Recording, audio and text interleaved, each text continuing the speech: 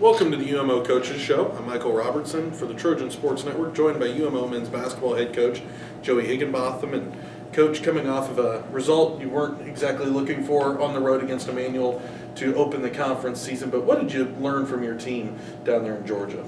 We answered some challenges going into that game. We had not really rebounded the ball very well going into that game, and we challenged the guys, and they answered that challenge. We had a chance to win the game. We just kind of had some key turnovers late in the game that kind of shot ourselves in the foot. But all in all, as a young team, you go on the road, play a conference game, you want to have a chance to win. Now we did take advantage of that chance, but we did have a chance. We're progressing in the right direction. Now we just got to get ready for another one. Hopefully we can have a chance and get a little different result next one. Well, you talked about having a young team, and it certainly is a very young team. We've seen some of the returners step up, seen Tayon Gleaves come out and have some big games. But what have you seen from not only the freshmen, but also transfer as well? We're getting there. I mean, honestly, I can't be disappointed at much of our freshmen. Cam Robertson right now is our most consistent player. He just plays the game. He doesn't get up and down. He's been really consistent. Armand Greavy's starting to play really consistent, doing the things, trying not to do too much, but trying to play with him what he does. And Saquon Jameson having his first collegiate double-double, versus Emmanuel. I mean, I can't really fault our freshmen. Our junior classes, we got to get a little more consistency out of them. Right now, Tayon Gleaves on a little shooting slump. Barber, we got to get a little more from him, and Patton, we got to get a little more from them. Right now, we just having that. We're having that where we're doing it 2 or 3 good things, and we're killing ourselves on the 4th thing. We got to put it all together, and then we're going to be able to compete with anybody we play. But we got to put it all together on the same night. But freshman-wise, I'm pleased. Our guys are playing hard. They're practicing hard. They're getting better every day. We're getting Jerry Carter back for our next game, which is going to be big for us. A versatile guy that can play, all the perimeter spots and even a little bit of the 4. Guy can make shots too. So I'm excited. I mean, our record doesn't show it, and I'm not. Like I told our guys, we can't get consumed with the result right now.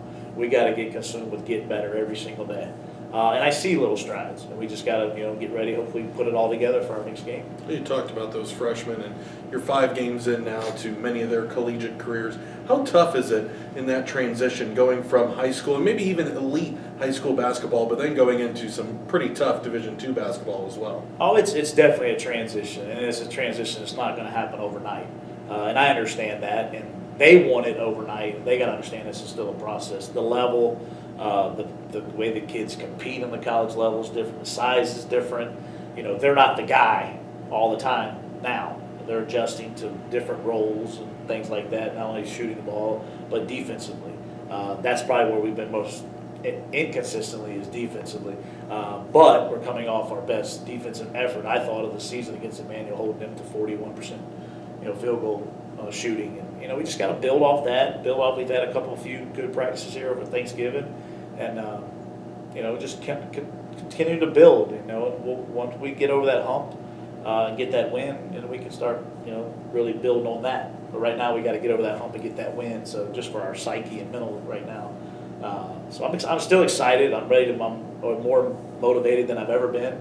And I think our guys in their mind are in a good spot. They know it's a process. They're working every day.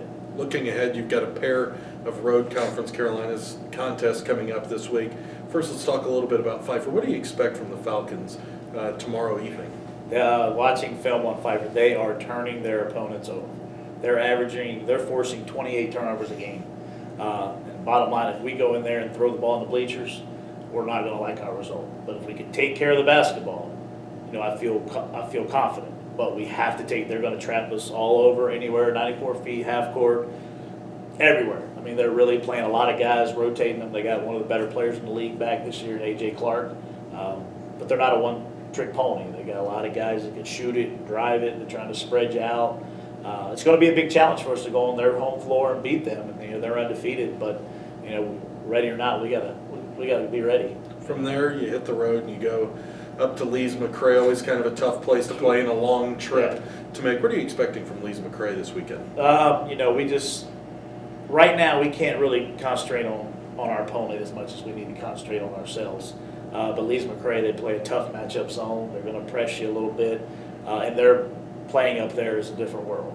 These freshmen are going to go into the game the first 5 minutes. They're going to look at me. I can't breathe. The elevation's this.